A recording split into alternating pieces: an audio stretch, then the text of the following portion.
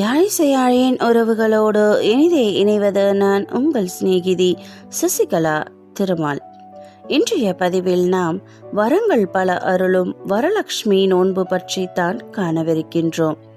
பொதுவாகவே வரலட்சுமி விரதம் என்பது அஷ்டலட்சுமிகளையும் வழிபட்டு வரங்கள் பெறுவதற்கு ஏற்ற விரத நாளாகும். மகாலட்சுமியிடம் வரங்கள் பெறுவதற்கான நாள் என்பதாலும் வரங்களை தரும் லக்ஷ்மி தேவியை போற்றக்கூடிய நாள் என்பதாலும் இதனை வரலட்சுமி விரதம் என்கின்றோம். திருமணமான பெண்கள் தீர்க்க சுமங்கலி வரம் பெறுவதற்கும் திருமணமாகாத பெண்கள் நல்ல வரனமைந்து விரைவில் திருமணம் அமைவதற்கும் வரலட்சுமி விரதம் அன்று விரதம் இருந்து மகாலட்சுமி தேவியிடம் வேண்டிக் கொள்ளலாம். செல்வத்திற்கு அதிபதியான மகாலட்சுமியிடம் அனைத்து விதமான நலன்களையும் நிறைவான மகிழ்ச்சியான வாழ்க்கை அமைய வேண்டும் என வேண்டிக் கொண்டிருப்பதே வரலட்சுமி விரதமாகும். இந்த விரதத்தை யார் வேண்டுமானாலும் செய்யலாம். வருடத்திற்கு ஒரு முறை வரும் இந்த பூஜையை செய்வதால் வீட்டில் செல்வ வளம் பெருகும். 16 வகை செல்வத்தையும் வழங்கக்கூடிய மகாலட்சுமி தேவியை நினைத்து இருப்பது வரலட்சுமி விரதம்.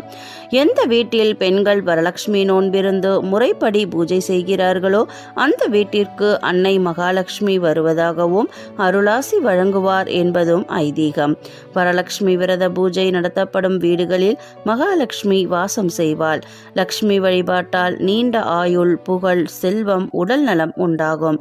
வரலட்சுமி பூஜை செய்யும் போது நம் வீட்டிற்கு வரும் விருந்தினர்களை நாம் எப்படி உற்சாகமாக வரவேற்போமோ அதே போல வாசலில் நின்று லட்சுமியை பாவனை செய்து அழைக்க வேண்டும். வரலட்சுமி விரத பூஜை செய்தால் உடனடியாக திருமண யோகம் கைகூடும் என்பதோ நம்பிக்கை.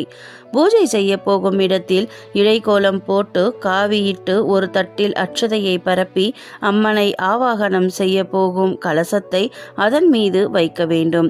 கலசத்தினுள் அட்சதையுடன் வெற்றிலை பாக்கு, மஞ்சள், ஒரு வெள்ளி காசு மற்றும் ஒரு எலுமிச்சை பழமும் வைத்து மாவிலையை கலசத்தின் மீது வைத்து அதன் மீது தேங்காயை வைக்கின்றோம். அம்மனின் முகத்தை கலசத்தோடு இணைத்து வைக்க வேண்டும். பட்டு துணியால் அவசியம் அம்மனை அலங்கரிக்க வேண்டும். சரிகையுள்ள துணியால் அலங்கரிக்க வேண்டும். மஞ்சள் நிறம், சந்தன நிறத்தில் வஸ்திரம் இருந்தால் அற்புதமானது.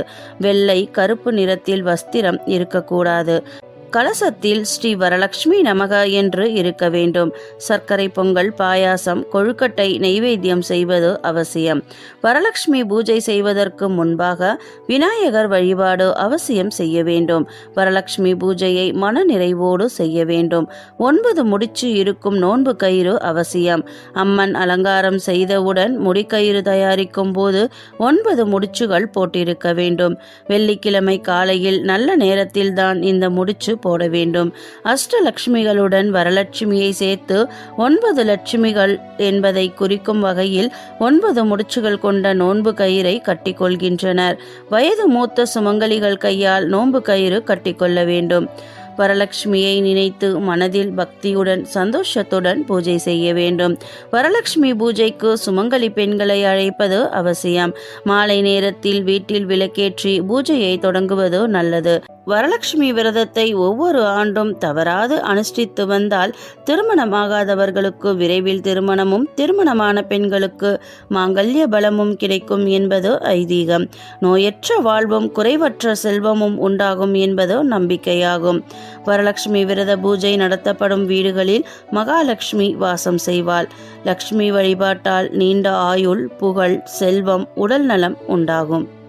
நாமும் நமது இல்லங்களில் வரலட்சுமி நோம்பினை மேற்கொண்டு வாழ்வில் வளம் பெற்று வாழ்வோம். சரி நண்பர்களே, இந்த வீடியோ உங்களுக்கு பிடிச்சிருந்தா லைக் பண்ணுங்க, கமெண்ட் பண்ணுங்க, ஷேர் பண்ணுங்க, மறக்காம சப்ஸ்கிரைப் பண்ணுங்க ஃப்ரெண்ட்ஸ். நன்றி, வணக்கம்.